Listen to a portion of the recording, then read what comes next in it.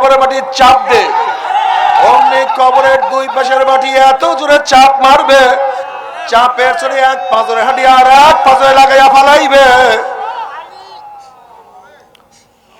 এ কবরের মধ্যে আগুন ধরাইয়া দে, অমনি গোটা কবরটা আগুনে ভরিয়া যাবে। এ সাপ জড়াইয়া ধর, অমনি 99টা সাপ আসিয়া নাফরমানকে প্যাঁচ মারবে।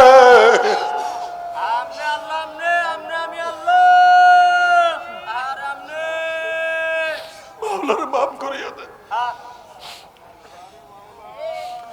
ও বড় লোক বাবারা,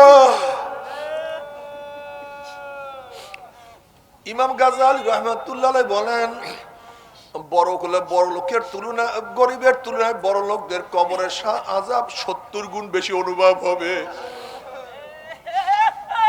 যখন বড় লোকদের আযাব শুরু হয়ে যাবে, বসেন বসেন বসেন বসেন, এই সরেন তো। আল্লাহ তুই আমাদের সবাইকে মাফ করিয়া দাও। আরে বসেন না, কি হইছে? বসেন। এত ডিস্টার্ব করেন কেন? বসেন। আল্লাহ তুই আমাদের সবাইকে মাফ করিয়া দাও। বাবারে খুব ভালো মতো বোঝার চেষ্টা করো। আল্লাহ আল্লাহ আল্লাহ আল্লাহ আমাদের সবাইকে মাফ করিয়া দাও, আমাদের সবাইকে ক্ষমা করিয়া দাও। এই চক্ষু মেলেন, এই কবরের মধ্যে হাজার হাজার বছর থাকতে হবে। এরপর আল্লাহ পাক কিয়ামতের ময়দান কায়েম করবে। বাবা তুমি কেন বুঝো না? তুমি কি দেখো না কত কবরের মধ্যে ধোঁয়া দেখা যায়, কত কবরের মধ্যে আগুন দেখা যায়, কত কবরের মধ্যে 1 বছর 2 বছর 100 বছর 1000 বছর পরে কাপুনের কাপুন সহ লাশ একেবারে তাজা পাওয়া যায়। আল্লাহ এইসব আল্লাহ মাফ করিয়া দাও।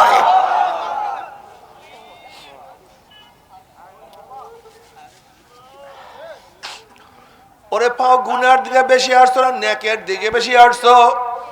ওরে মন গুনাহ যা করছো তওবা করতে পারছো কি পারো নাই? আবার তওবা যা করছো আমার মাওলায় মাফ করছে কি করে নাই?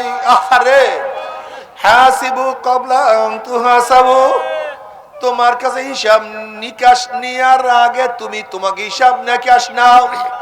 যদি হিসাব নিকাশ নিয়ে কবরে যাইতেই পারো, কবরটা জান্নাতের বাগিচা হইয়া যাবে। আল্লাহ যত দূর তাকাবা তত দূর ফাঁকা হইয়া যাবে। নবী আলাইহিস সালাতু ওয়াস সালাম রওজা সুরাক হইয়া যাবে। ফেরেশতারা প্রশ্ন মান হাজার রজুল, চেন ওই ব্যক্তিকে?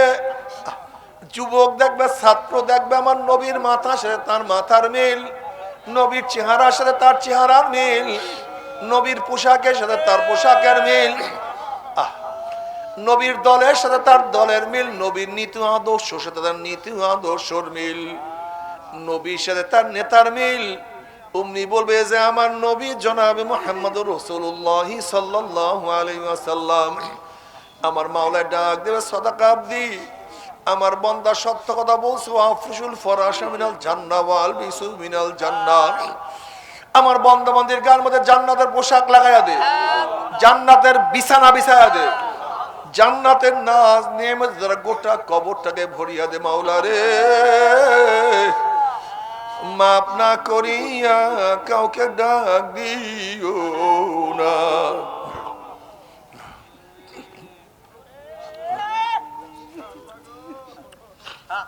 কিন্তু আমার বেনামাজি বাবার হারাম খোরের দলেরা, বাবারা আমার ফের রাগ করিও না। তুমি তোমার কবরে রওনা করছো, আমি আমার কবরে রওনা করছি। তুমি তোমার জবাব দিবা, আমি আমার জবাব দেব। যখন ফেরেশতারা প্রশ্ন মান হাজার রজুল, চেন ওই ব্যক্তিকে? নাফরমান দেখবে নবীর মাথার সাথে নাফরমানের মাথার মিল নাই, নবীর চেহারার সাথে নাফরমানের চেহারার মিল নাই, নবীর পোশাকের সাথে নাফরমানের পোশাকের কোনো মিল নাই, নবীর দলের সাথে নাফরমানের দলের কোনো মিল নাই, নবীর নীতি আদর্শের সাথে নাফরমানের নীতি আদর্শের কোনো মিল নাই, নবীর সাথে নেতার কোনো মিল নাই। তখন নাফরমান আমার নবীকে চিনতে পারবে না। নাফরমান ডাক দিয়ে বলবে, হা হা লাদরি, আমি ওনাকে চিনি না, ওনার সাথে আমার কোনোই সম্পর্ক নাই।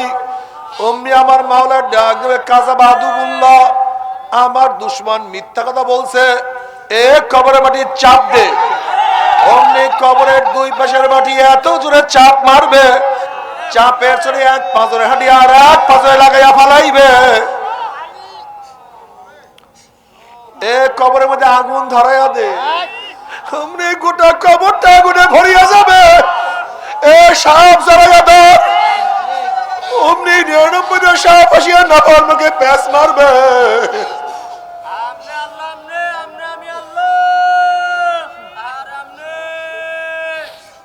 মাফ করিয়া দে। ও বড় লোক বাবারা, ইমাম গাজ্জালী রাহমাতুল্লাহ আলাইহি বলেন, বড় লোকের তুলনা, গরিবের তুলনায় বড় লোকদের কবরের আযাব 70 গুণ বেশি অনুভব হবে। যখন বড় লোকদের আযাব শুরু হয়ে যাবে, বসেন বসেন বসেন বসেন, এই শান্ত। আল্লাহ তুই আমাদের সবাইকে মাফ করিয়া দাও। আরে বসেন না, কি হইছে? বসেন। এত ডিস্টার্ব করেন কেন? বসেন। আল্লাহ তুই আমাদের সবাইকে মাফ করিয়া দাও। বাবারে খুব ভালো মতো বোঝার চেষ্টা করো। আল্লাহ আল্লাহ আল্লাহ আল্লাহ আমাদের সবাইকে মাফ করিয়া দাও, আমাদের সবাইকে ক্ষমা করিয়া দাও। এই চক্ষু মেলেন, এই কবরের মধ্যে হাজার হাজার বছর থাকতে হবে। এরপর আল্লাহ পাক কিয়ামতের ময়দান কায়েম করবে। বাবা তুমি কেন বুঝো না?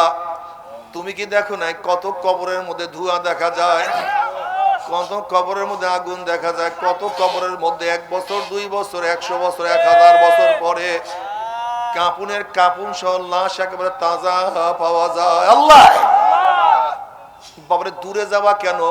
আমাদের ডাক্তার আকবর সাহেব তোমাদের এলাকায়, তোমরা কি দেখো নাই?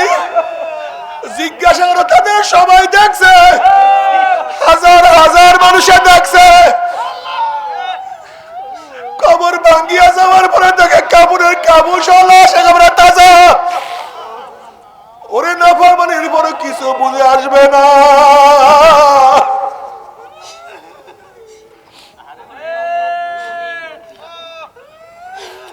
আর যত জায়গায় কবরের মধ্যে লাশ তাজা পাওয়া যায়, সব জায়গায় কাপড়ের কাপড় সহ তাজা পাওয়া যায়, এবং সব জায়গায় আল্লাহ ওয়ালাদের লাশ তাজা পাওয়া যায়। বিশ্বাস হয় না? কুড়িগ্রাম যাও, আমাদের মাদ্রাসার সামনে বসিরউদ্দিন মুন্সি, যাকে ঘুঘু মুন্সি বলতো এলাকার মানুষ, 25 বা 27 বছর পরে কাপুনের কাপুন সহ লাশ একেবারে তাজা।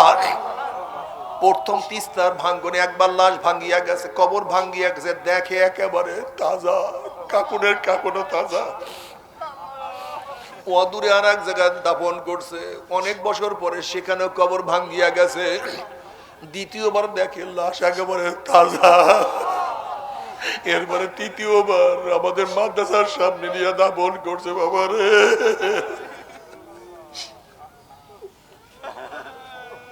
যারা যুক্তির পিছনে হাঁটো রে বাবা,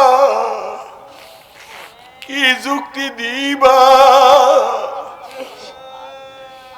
আমার মাওলার সাথে কোনো যুক্তি দিয়া পার পাইতে পারবা না।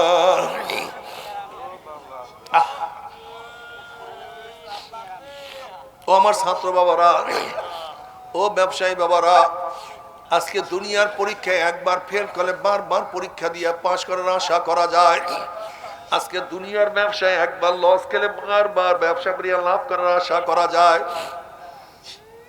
আজকে দুনিয়ার মামলায় ম্যাজিস্ট্রেট করে হারলে জজ করে আপিল করিয়া, জজ করে হারলে হাই করে আপিল করিয়া, হাই করে হারলে সুপ্রিম করে আপিল করিয়া যে তার আশা করা যায়।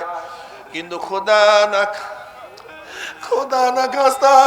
না খাস্তা মওয়াতের মামলায়, কবরের মামলায়, কিয়ামতের মামলায়, ওই মিজান পুসরাতের মামলা যে একবার স্লিপ কাটিয়া যায়, আর তো দ্বিতীয়বার আপিল করা যাবে না। আল্লাহ আল্লাহ তুই আমাদের সবাইকে মাফ করিয়াই দাও, আমাদের সবাইকে ক্ষমা করিয়া দাও। যদি তওবা করার মধ্যে তওবা করে, আমার মাওলা কত নিয়ামত দান করেন। আমার দাদা জান রাহমাতুল্লাহ আলাইহি তার কিতাবের মধ্যে একটা ঘটনা নিয়ে আসছেন। লাহোরের এক কবর ভাঙ্গিয়া যাওয়ার পরে দেখে ভিতরে লাশ একেবারে তাজা, কাপনের কাপন সহ তাজা। সমস্ত মানুষ খুঁজতে আছে এই লাশটা কার। এক ব্যক্তি আসিয়া বলে আমার স্ত্রীর লাশ। সবাই বলছে আমার স্ত্রী এমন কি ইবাদত করছে, এমন কি আমল করছে, মাওলা এত নিয়ামত তাকে দান করছে। তখন ওই ব্যক্তি বলতে আছে আমার স্ত্রী এক জমানায় খুবই খারাপ ছিল, পতিতা আবৃত্তি করিয়া বেড়াইতো,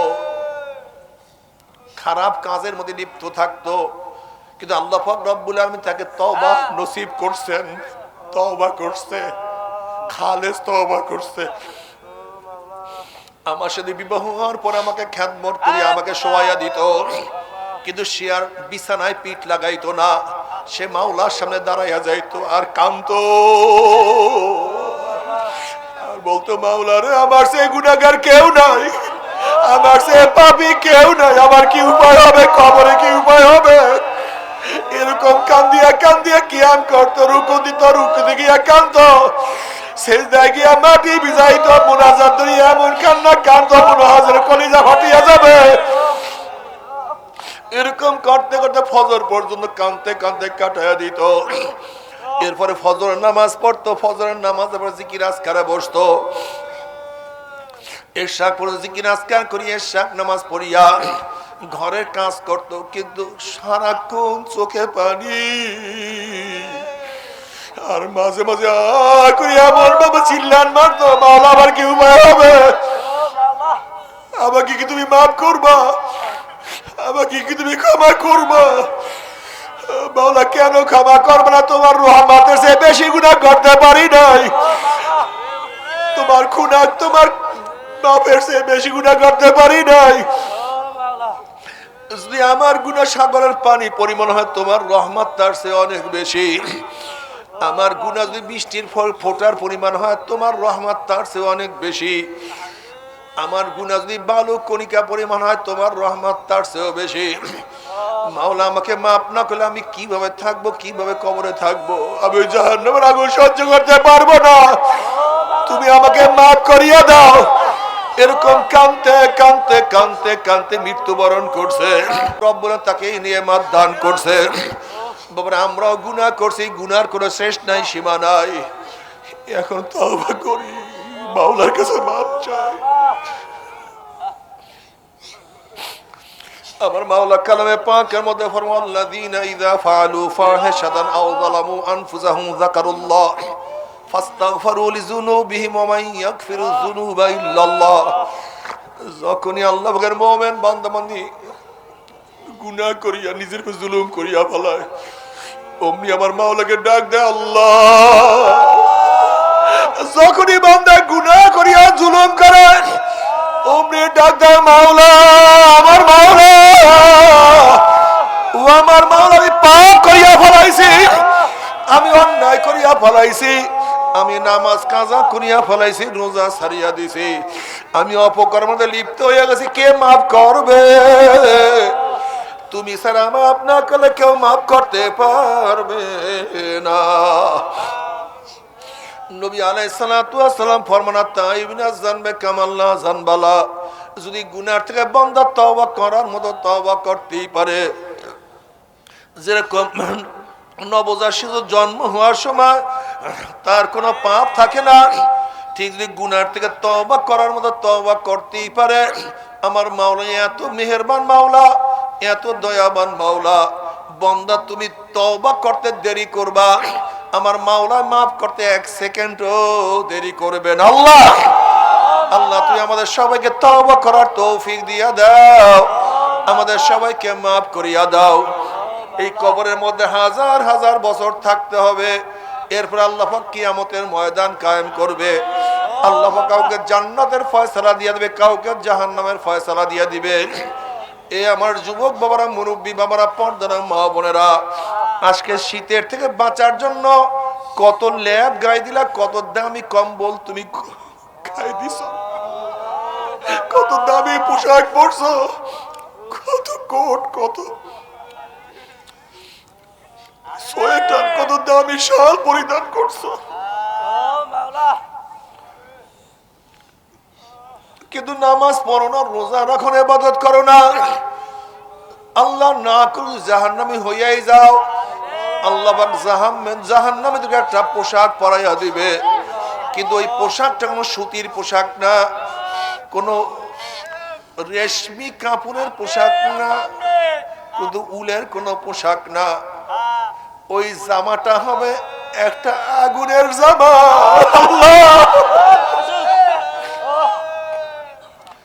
ওই জামাটা হবে জাহান্নামের একটা আগুনের জামা। নাফরমান দুই হাত দিয়ে শুধু জামা ছিঁড়িয়ে ফেলাবার চেষ্টা করবে, জামা খোলার চেষ্টা করবে, কিন্তু খুলতে পারবে না, সহ্য করতে পারবে না। কিন্তু জামার আগুন শরীরের সমস্ত চামড়া গোস্ত পোড়াইয়া ফেলাইবে। নাফরমান সহ্য করতে পারবে না, শুধু লাফাইবে আর দৌড়াইবে। আল্লাহ তুমি আমাদের সবাইকে মাফ করিয়া দাও। তবে মুমিন মুসলমান বলতে সবাইরই মনে চায় গুনার থেকে ফিরিয়া নেক আমল করিয়া মাওলার জান্নাত সবাইরই যাইতে মনে চায়। গুনাহ নিয়ে মাওলার জাহান্নামে কাউরে কিন্তু যাইতে মনে চায় না। কিন্তু কেনই বা আমরা নেক আমল করতে পারি না, কেনই বা গুনার কাম ছাড়তে পারি না? এর মূল কারণ হলো আপনার এবং আমার পিছনে নফস এবং শয়তান লাগিয়া রইছে। এই নফস এবং শয়তান থেকে বাঁচার জন্য যে কোনো একজন হক্কানি আল্লাহর ওলি হাতে হাত দিতে হবে রে বাবা। খবরদার, বর্তমান জমানায় পীর মুরিদে ভেজাল, ব্যবসা, দলাদলি, হিংসা, হাসাদে পরিণত হয়ে গেছে। সমস্ত আল্লাহর ওলির একমত, যেই পীরের 5 জন মুরিদের মধ্যে কমপক্ষে 3 জনকে দেখবেন আলহামদুলিল্লাহ সুন্নাত মাহফিক আমল আখলাক মজবুত হয়ে যাইতে আছে, গুনার কাম ছাড়তে আছে, নেকের আমল ধরতে আছে, কলম নরম হইয়া চোখে পানি আসতে আছে। বৃক্ষ তোর নাম